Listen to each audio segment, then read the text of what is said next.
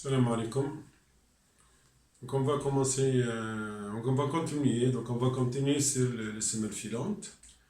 Nous avons vu la dernière fois donc la conception et le dimensionnement donc des semelles filantes pour essayer donc d'avoir quelque chose d'uniformément réparti.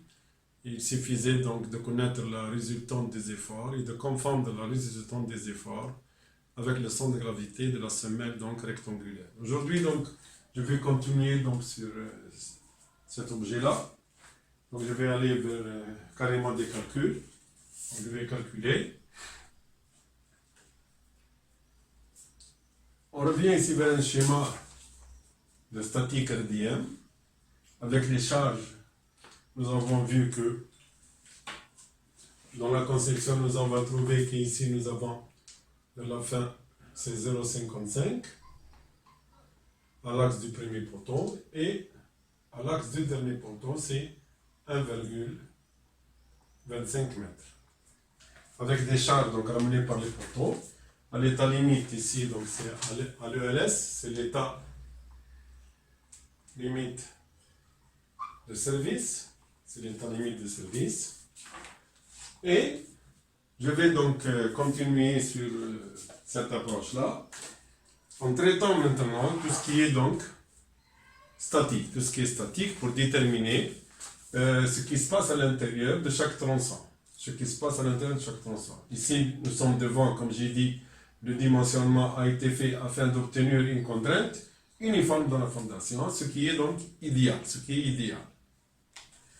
D'un point de vue résistance des matériaux, donc nous avons ici une poutre, ce qui représente la fondation, soumise à des charges réparties, qui est le sol, ramené par le sol, qui s'oppose donc à l'instabilité donc de la fondation, et vous avez les charges qui sont ramenées par les poteaux. Donc ici tout est connu.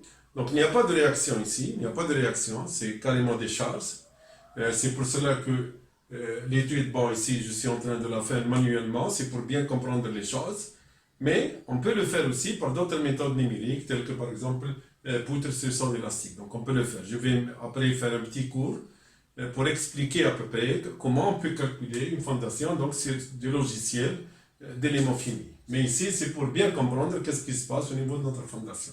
Donc ici, nous avons donc une poutre soumise à des charges concentrées amenées par les poteaux et soumise à une charge uniformément répartie au niveau donc du sol, au niveau de la contrainte du sol. Donc je vais partager ma poutre en... J'ai un premier tranchant. Donc j'ai un premier tronçon, c'est le tronçon ici. Donc tronçon, je vais numéroter donc ici, par exemple ici entre 1, donc 0, ce point-là c'est 0. Je vais avoir donc 1, le point 2, le point 3, le point 4 et le point 5. Donc ici j'ai donc le tronçon 0,1 qui est représenté par en mètres, donc le premier tronçon 1, c'est entre 0 et 1. Entre 0 et 1, qu'est-ce que j'ai? Donc, si je prends donc m de x, si je prends m ici, l'axe des x, si je prends ici l'axe des x, entre 0 et 12 mètres et demi, entre 0 et 12 mètres 50. Donc les charges, ici j'ai des charges ponctuelles qui varient, qui rentrent progressivement. À chaque fois que j'atteins un certain seuil, je vais avoir donc une force qui va agir. Et j'ai une force uniforme répartie en bas. Donc je suis obligé de tracer dans le premier tronçon 0,1, ensuite entre 0 et 2, ça va pénétrer entre 1 et 2, je vais avoir la force ponctuelle, entre 2 et 3, je vais avoir deux forces ponctuelles, etc. Donc je vais avoir ici entre 0 et 1, si j'appelle ça égal à Q sol en kilonewton par mètre linéaire. Donc je vais avoir ici, dans le premier tranchant, je vais considérer un sens, par exemple, positif. Je vais prendre ce sens-là comme le sens du mouvement comme positif.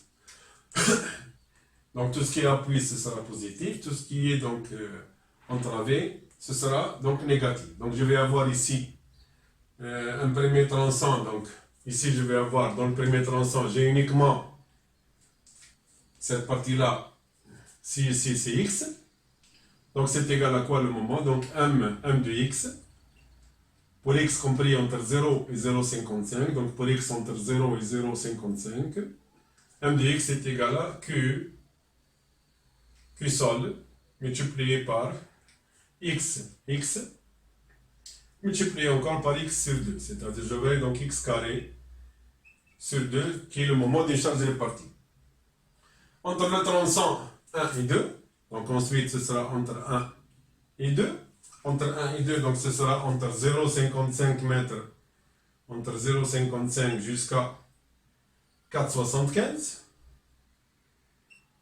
jusqu'à ce niveau-là, 4,75. Donc je vais avoir, c'est la même chose, je vais avoir, ce sera QS, multiplié par x au carré sur 2, moins la charge, moins donc 696, multiplié par, maintenant ici c'est x, donc ce sera x moins 0,55, donc x moins 0,55. Ça, c'est entre 1 et 2. Entre 2 et 3, c'est-à-dire entre 4,75 et 6,85 jusqu'à 6,85 m, j'ai le moment, donc toujours m de x, donc m de x,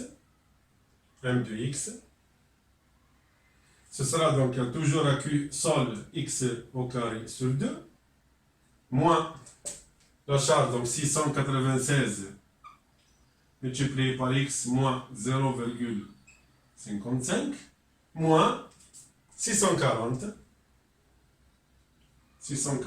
multiplié par x, donc x quelque part ici, ce sera donc x moins cette valeur-là, qui est 0,56 plus 4,20, c'est-à-dire j'aurai ici 4,75, donc x moins 4,75. Ensuite, entre 3 et 4, c'est-à-dire entre 6,85, entre le point 6,85 jusqu'à 11,25, jusqu'à 11,25, c'est-à-dire jusqu'à ce point-là. Donc je suis là maintenant, je suis ici, x est ici. Donc je vais avoir donc m de x ici. M de x est égal à QS multiplié par x au carré sur 2, moins 696 multiplié par x moins 0,55, moins 640 multiplié par x moins 4,75. Donc ça, moins ça, ça, moins ça. Ensuite, donc ce sera 695 moins 695 multiplié par x moins d'ici à là, c'est-à-dire moins 6,85.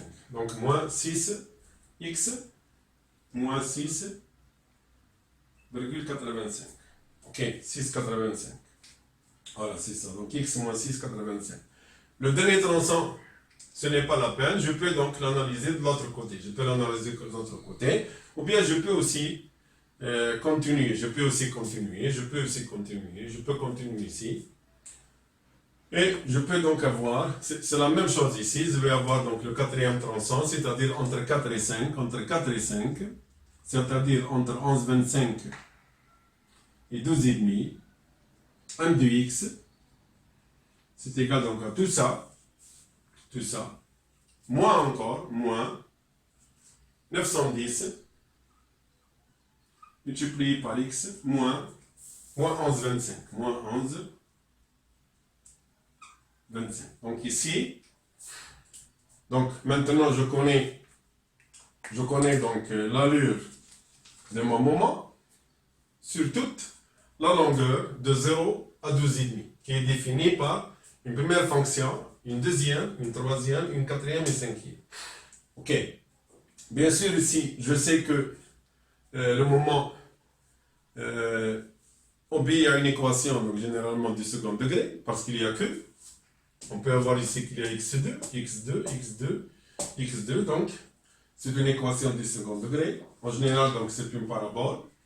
Je peux a priori déterminer le maximum dans chaque trame. Ici, j'ai 3 trames, j'ai une. Donc ici, j'ai une trame, j'ai une deuxième trame, et j'ai une troisième trame. Donc j'ai ici, c'est entre 0,55, donc je suis là. C'est la première. Au niveau donc entre 1 et 2. Entre 2 et 3. Entre 2 et 3, c'est ça. Entre 2 et 3, c'est ça. Et entre 3 et 4, c'est ça. Entre 3 et 4, c'est ça. Donc j'ai 3 équations qui définissent donc le moment à l'intérieur du tronçon. 1, 2, 2, 3 et 3, 4. Bien sûr, ici, il est simple de déterminer, donc je peux calculer le maximum où est-ce qu'il va se trouver dans chaque tramée, dans chaque travée. Il suffit donc de dériver. C'est la dérivée, c'est que la dérivée est égale à 0. Pour obtenir le maximum, donc la dérivée est égale à 0. Ici, donc, si je dérive ici, je vais avoir, donc, ce sera quoi ici? Ce sera donc 2 qx. Donc, si je prime ici, donc 1' de x ici, 1' de x est égal à qsx est égal à qsx moins 696, x donc ça égale à 0, donc moins 693 est égal à 0. C'est-à-dire ici x sera égal à 693 divisé par qs qui est égal à 235 minutes par mètre. Et on obtient ici une valeur de 2, x est égal à 2,96 mètres. 2,96 mètres. Donc je connais ici le moment max, il se situe donc dans la première tranchée, il se situe à 2,96 mètres x. Donc pour trouver le moment max, il suffit donc de l'intégrer ici.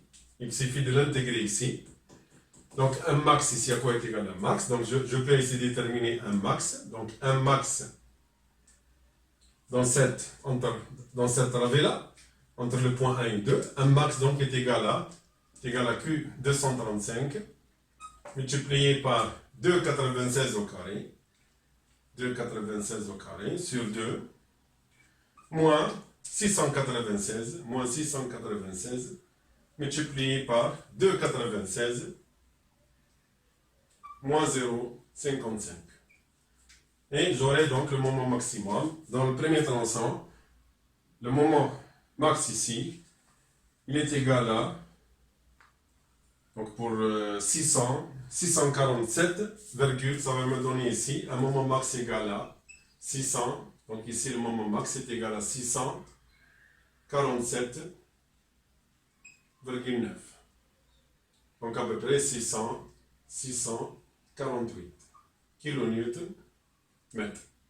Donc ce n'est pas la peine de tenir une virgule, il faut carrément arrondir. Et donc si je fais la même chose pour le tronçon 2, 3, je dérive la même chose. J'aurai donc x est égal à 696 plus 640 divisé par 235. Dans le troisième tronçon, x est égal à 696 plus 640 plus 695 divisé par 235. Et on va trouver donc les trois valeurs. Donc ici, donc, je vais donc à partir de là, je peux donc déterminer les moments max au niveau des travées, au niveau des tronçons 1, 2, 2, 3 et 3, 4. Et je vais ici donc, je vais obtenir dans le tronçon 1, 2, j'aurai donc, comme j'ai dit, x est égal à 2,96 avec m t max, m en travée max, il est égal à 648 kilonewtons mètre. Dans le tronçon 2 et 3, donc dans le tronçon 2 et 3, on trouve x est égal à, dans le tronçon 2 et 3, x est égal à 5,69. 5,69 mètres. Et le moment max est égal à 375 kN mètres. Et dans le tronçon, donc 3 à 4, dans le tronçon 3 à 4, X est égal à 8,64 mètres. Et nous avons un T max, elle est égale à 593 kN mètres. Donc maintenant, j'ai déterminé les moments dans les travées. Il me reste maintenant à déterminer les moments dans les appuis. Juste sous les poteaux. 1, 2, et 3 et 4. Je vais faire la même chose. Je vais remplacer donc dans la fonction ici. Je vais remplacer par x égale à 0,55. Dans la deuxième fonction, je vais remplacer jusqu'à 0,55 plus 4,20, c'est-à-dire 4,75, 6,85 et 11,25. Et on va obtenir dans l'appui 1, donc au niveau des appuis, au niveau des poteaux, dans le poteau 1, on trouve que M appui, M poteau est égal à M au niveau des poteaux, il est égal à 35,6 kN mètres. Dans le poteau, sous le poteau 2 ici c'est moins. Sous le poteau 2, donc j'ai MP est égal à 272 kN mètres. Sous le poteau 3, ici, donc vous avez un P, un poteau est égal à 215, je vais prendre 215 kN mètres. Et sous le poteau 4, vous avez un P est égal à moins 184 kN. Égal à moins 184 kN. Donc ça c'est les moments juste à ce niveau-là. Et on peut voir ici que uniquement j'ai des moments négatifs. C'est-à-dire au niveau de l'appui 1, vous avez négatif. Au niveau de l'appui 4, vous avez négatif parce que vous avez la console. Mais au niveau des appuis intérieurs, on peut voir que le moment est positif. Les moments sont positifs. Donc toute la poutre fléchit comme ça. Nous avons une flexion ici totale comme ça. Donc il n'y a pas de moment en appui au niveau 2 et 3. Ce sera aussi un moment entravé. Donc je vais maintenant, si je trace tout ça dans un diagramme, je vais avoir ça. Donc je vais avoir au niveau ici, donc je vais présenter la même chose. Donc je vais avoir ça, toute ma poutre, avec les tronçons. Et on va voir uniquement donc des moments négatifs au niveau, donc ici c'est normal, c'est un moment en appui, c'est normal, parce que c'est une console. Ici la même chose, donc c'est une console, donc c'est un moment en appui ici aussi, c'est une console. Ok. Ensuite ici on atteint, ici dans la première tranche on atteint donc un moment de 648. Au niveau de la travée intermédiaire, c'est 375. Et au niveau de cet appui, au niveau de la travée, cette travée-là, c'est égal à 593. Tout ça en kilonewton mètre. Ici, nous avons trouvé 35, donc moins 35,6. Ici, plus, ça veut dire que vous avez un moment entravé. Et ici, vous avez moins 184. Ok. Et donc, on va voir un diagramme. Hop, ici, on a trouvé que le moment est positif. Il est égal à 272. Donc ici, vous avez un moment de 200 plus 272. Et ici, vous avez un moment de plus 215. Plus 200, plus, donc plus 215. C'est pour cela que j'ai dit, donc la semelle, elle fléchit comme ça. Elle fait une flexion comme ça. Elle fait une flexion comme ça. La semelle, elle fait ça. Ici, ça va monter, bien sûr, parce que vous avez une console. Ensuite, elle fait ça. Ensuite, elle fait ça.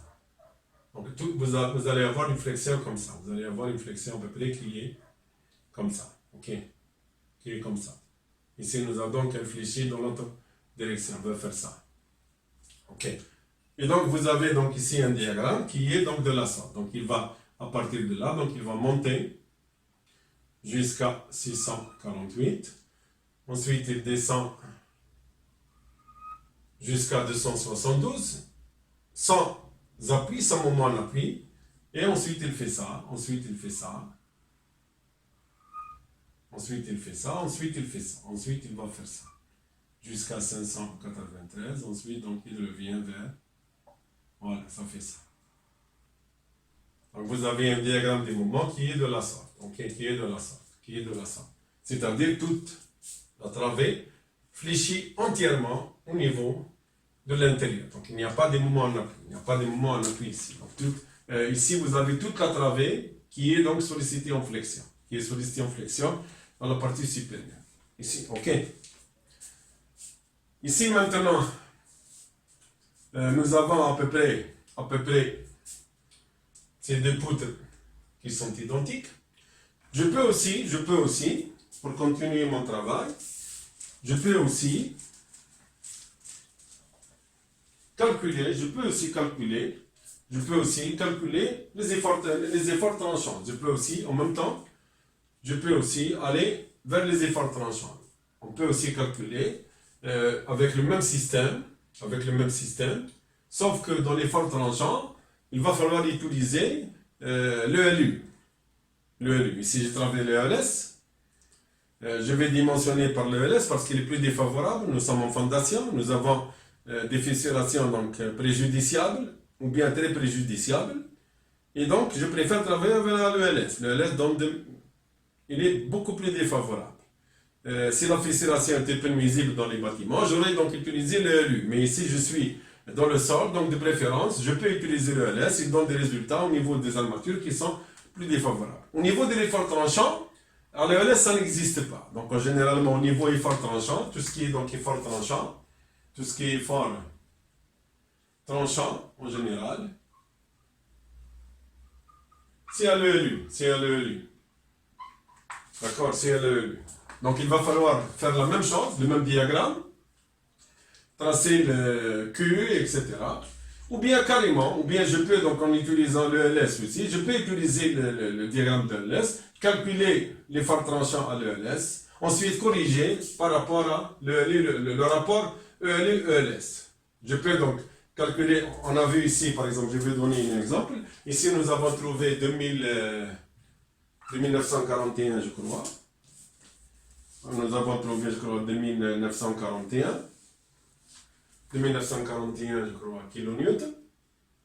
Par exemple, ici, si je trouve à l'ELU, par exemple, 3600 kilonewtons, donc je calcule un rapport K de correction, qui est égal à V, l'effort tranchant à l'ELU, qui est égal à R à l'ELU, qui est égal à la réaction à l'ELU, divisé par la réaction à l'ELS.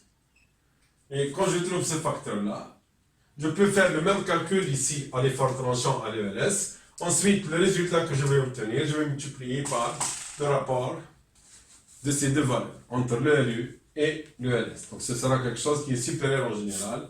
Elle est supérieure à 1. Donc c'est un facteur qui est supérieur. Donc on peut faire ça. On peut utiliser l'ELS, ensuite corriger par un facteur de correction qui représente le rapport entre la réaction totale à l'ELU et la réaction totale à l'ELS. Et j'aurai un facteur qui est supérieur à 1, généralement supérieur à 1,35, qui sera de l'ordre de 1,4 ou bien 1,48, puisqu'il sera c'est 1,35G plus 1,5Q. Si quelqu'un veut ne pas calculer, il peut multiplier l'ELS par 1,5 et c'est le problème donc est complètement résolu. Pour des méthodes approchées. Ok. Bien sûr, donc je sais que j'ai un moment entravé.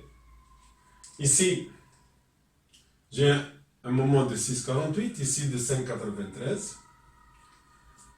Donc je peux généralement opter pour la même chose. Je peux opter pour le même ferraillage dans ces deux parties. Mais ici, non. Ici, ce sera donc à part. Ici, ce sera un ferraillage à part. Je ne vais pas utiliser le même ferraillage parce que le moment est très différent par rapport à ces deux-là. Et vous avez ici un moment en appui. Ici, vous avez un moment en appui qui n'est pas très important par rapport à celui-là, qui est un peu plus important. Donc, je peux faire un calcul ici. Donc, je vais utiliser le 184 pour déterminer les armatures ici, en appui. Et je vais utiliser 593. Je vais utiliser carrément 648 pour le ferraillage ici et ici. Donc, je vais utiliser ici aussi, je vais utiliser 648. Donc, je vais déterminer le ferraillage dans ces deux sections et utiliser 375 pour le ferraillage dans cette section-là. OK. Et après avoir fait un calcul, après avoir calculé, j'ai obtenu, donc après avoir calculé, donc j'ai une section, c'est une section en T, c'est une section en T renversée. On a vu déjà que nous avons ici 175, ici on a pris 70, ici on a pris 40, et ici on a pris 20. Ici on a pris 20. Donc soumise à différents moments. Généralement, quand il y a poussée en bas, vous avez la table, elle est comprimée, entravée, et la table, elle est tendue, entravée, en appui. Donc en appui, la poutre travaille comme section. Donc au niveau des appuis, ici, c'est une section carrément rectangulaire de 40 par 70. Ici, nous avons 40. Ok, donc ici, nous avons 40.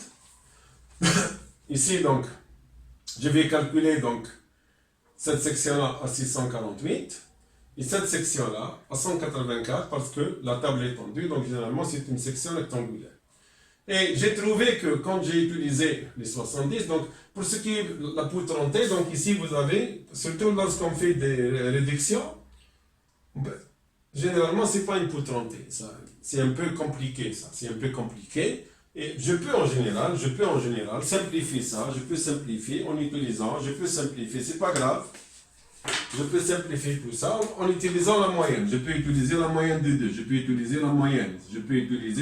C'est-à-dire, au lieu d'utiliser 40, je vais utiliser 30. Ou bien j'utilise carrément 20. Donc, c'est pas méchant. Ok. Parce qu'ici, vous avez une section plus ou moins qui n'est pas vraiment rectangulaire. Donc, je peux utiliser la moyenne entre 30 et 40, entre 20 et 40, ou bien prendre carrément la table de 20 et, donc, c'est pas grave aussi. Nous sommes dans le cas, donc, ici, plus défavorable. Pour une hauteur de 70, j'ai obtenu, à peu près, 50, plus de 50 cm². C'est un peu important. Ici, je vais faire autre chose ici. Il y a une autre chose aussi que je dois indiquer. C'est qu'au niveau du calcul, généralement, je sais que ma fondation, elle fait 175. Mais généralement, ce n'est pas les 175 qui interviennent au niveau des calculs. En général, dans les poutres en T en général, vous avez un dixième de la portée qui intervient à partir de chaque rive. En général, ici, donc j'ai 175. Au niveau du béton, en général, il y a une partie qui intervient, c'est tout. L'autre partie, elle est très loin de la nervure. Donc, généralement, plus je m'éloigne, plus l'effet n'est pas important. Ok, généralement, ici, vous avez un dixième. C'est un dixième de la portée. Et ici, la même chose. Donc, de chaque côté, on ne dépasse pas le 1 dixième de la portée. Et ce 1 dixième ici, si je prends par exemple ici, c'est le moment le plus important. Donc je vais avoir 4,20. Le 1 dixième de 4,20, c'est 42 cm. Donc généralement ici, je ne vais avoir comme poutre qui travaille que 42 cm. Ici, j'ai 42 cm uniquement. Au-delà de 42, elle ne travaille pas. D'un point de vue de flexion. La même chose ici. Donc je vais avoir 42 aussi ici. À partir du nu, 42. Donc vous avez 42 et 40 ici. La nervure fait 40. C'est-à-dire vous avez un B en général qui est égal à 124 cm. 124 cm. Bon, j'ai pris 120, j'ai pris 120 cm. Donc au niveau de calcul, on n'utilise pas toute la fondation, c'est très très grande. On utilise une partie qui est définie par les règles BEL 81. C'est-à-dire que de chaque côté, il ne faut pas dépasser le 1 dixième. Il ne faut pas dépasser le 1 dixième. Et là, donc, au niveau calcul, j'ai une poutre en T. J'ai une poutre en T. Donc je vais schématiser tout ça. Donc j'ai une poutre en T qui fait ici, au niveau calcul, c'est 1,20 m. Ici, c'est 70. Ici, c'est 40. Et ici, j'ai dit, si vous avez sifflé votre semelle, il faut prendre la moyenne. Donc vous allez avoir ici 30 cm. 30 cm. Et j'ai dit que, en faisant ce calcul avec 70, j'ai trouvé que le ferraillage est très très important. Très très important, de l'ordre qui dépasse les 50 cm. Donc c'est un peu très très important. Après, pour les adapter, c'est un peu difficile. Donc qu'est-ce que j'ai fait ici? J'ai augmenté, la seule façon de faire pour réduire les aciers, il faut donc augmenter, la hauteur. Donc maintenant j'ai augmenté, donc j'ai changé de hauteur, j'ai changé de hauteur. Donc avec un calcul de 70, ça m'a semblé que c'est pas vraiment très très intéressant. Donc j'ai augmenté un peu la hauteur. Je suis allé jusqu'à 1 mètre. Je suis allé jusqu'à 1 mètre. Donc j'ai fait un deuxième calcul avec 1 mètre. Généralement, puisque vous avez, donc, comme j'ai dit, 7,9 plus 5, donc c'est un peu élevé. Donc on peut le faire à 70, mais il y a beaucoup de ferraille à mettre. Vous allez mettre des phi 32 ou bien des phi 25. Donc j'ai opté pour changer un peu, augmenter un peu la hauteur de ma poutre. Comme ça, donc je vais avoir quelque chose de plus rigide, même si au niveau sol, donc ce sera très bien parce qu'elle est plus rigide. Ok. Et j'ai trouvé, donc au niveau ferraillage, donc dans cette zone, ici, donc j'ai trouvé, avec un deuxième calcul, j'ai trouvé 39, j'ai trouvé que AS est égal à 39,5 cm².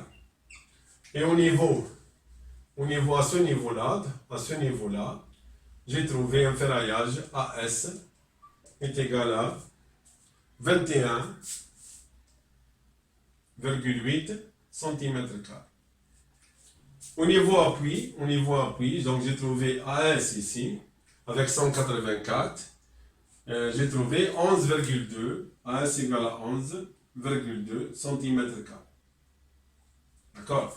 Donc c'est un ferraillage qui a été calculé donc à l'ELS, donc le ferraillage a été calculé à l'ELS pour une fissuration préjudiciable.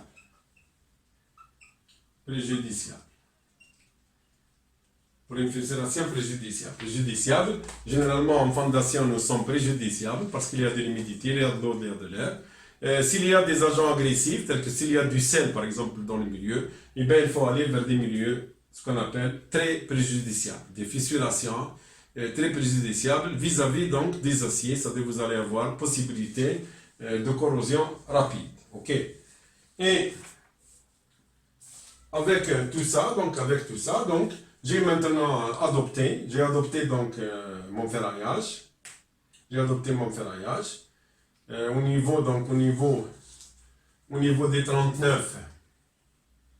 Au niveau des 39, donc j'ai adopté 12 HA20, 12 HA20,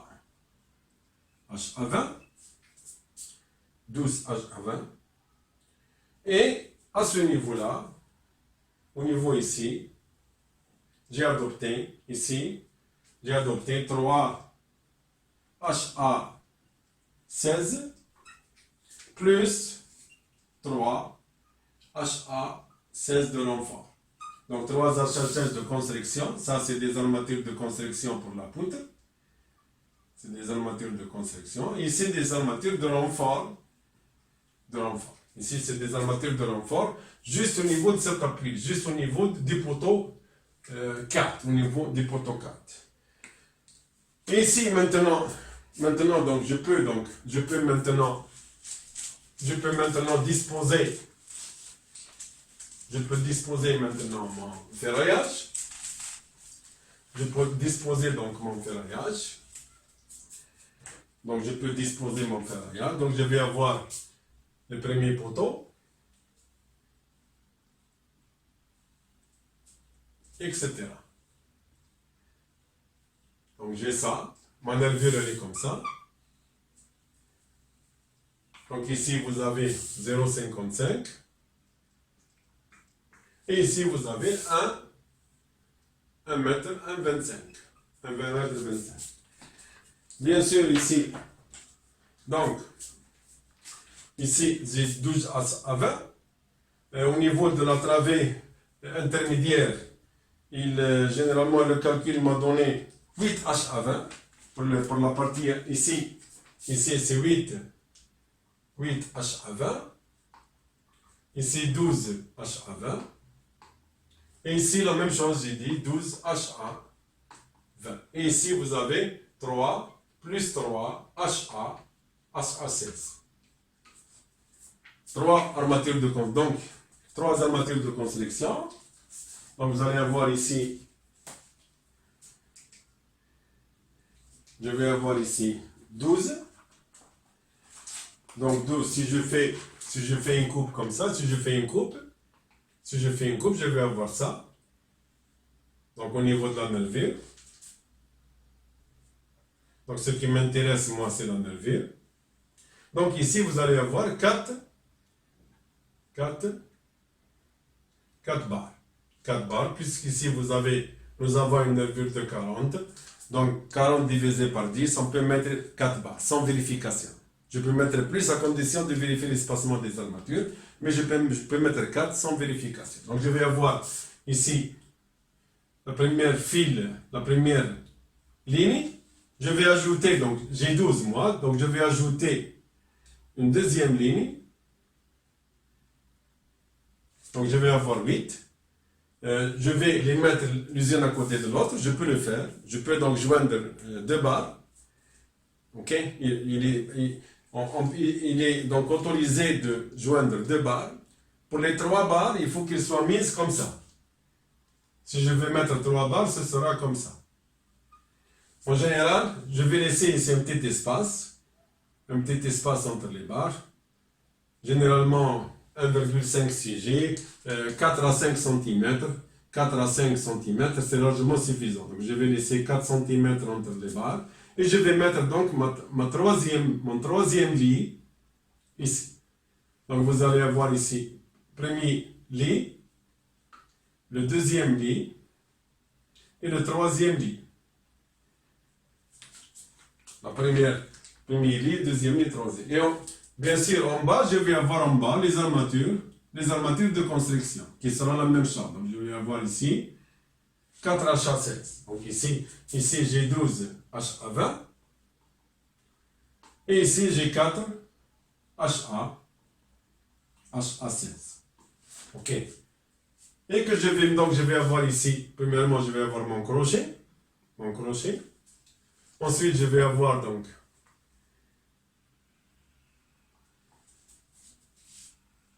mon premier ferraillage. Ok. Vous avez donc ensuite un deuxième lit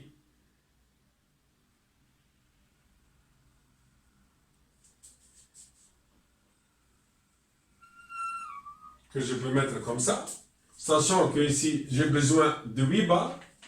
Donc vous avez ici les 8 barres. Donc, les deux premiers lits vont passer le là. Et le troisième lit, je vais uniquement renforcer cette zone-là. Je vais renforcer uniquement cette zone-là. Je vais renforcer cette zone-là. Bien sûr, avec les armatures de construction qui seront ici. Ok, donc qui seront ici les armatures de construction. La même chose avec le retour ici pour fermer. Et ici, vous avez donc, c'est les 4. Ici, vous avez 4 HA16. Et, comme on avait dit, au niveau renfort, j'ai besoin de 3 plus 3. Donc, je vais faire donc, une deuxième nappe ici, une deuxième nappe ici qui est constituée, donc je vais avoir 4 et 4. Donc ici, j'ai besoin de 6 et tout, donc je peux mettre ici 4, je serai 4 plus 2. Donc dans la nappe ici, si je fais la coupe ici, je dois montrer ici, donc j'aurai uniquement 4 HA16 plus 2 HA16 ici. Plus 2 HA16 ici que je peux regrouper. Et j'aurai donc 8. Donc j'ai 4 et 6. J'ai 4 et 6. J'ai 4 en bas.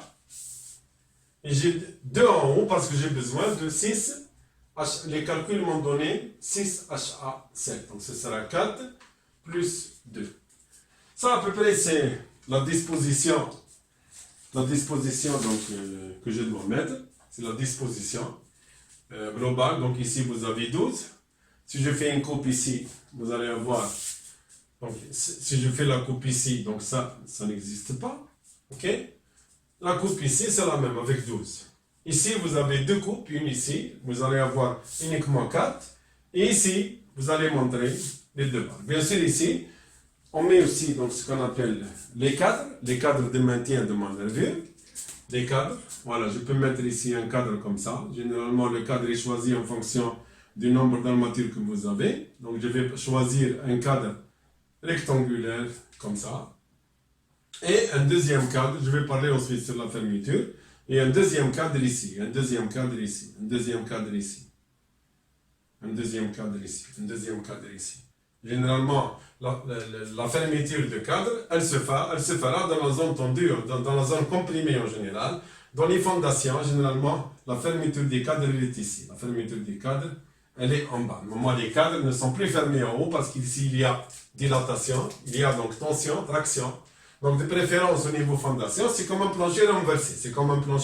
Donc, au lieu que la fermeture du cadre soit en haut, dans les fondations, elle est généralement en bas. Ok. Donc, je vais arrêter ici. La prochaine fois, donc, je vais continuer avec les forts tranchants et en même temps faire toutes les dispositions constructives et donner une idée sur le calcul de la semelle filante, quand généralement on ne peut pas assurer un diagramme uniforme. Je vais donner à peu près les concepts, comment le faire, au niveau donc la prochaine fois. Okay? Donc je vous remercie pour votre attention et à la prochaine, Inch'Allah. Okay. Allez, bonne soirée.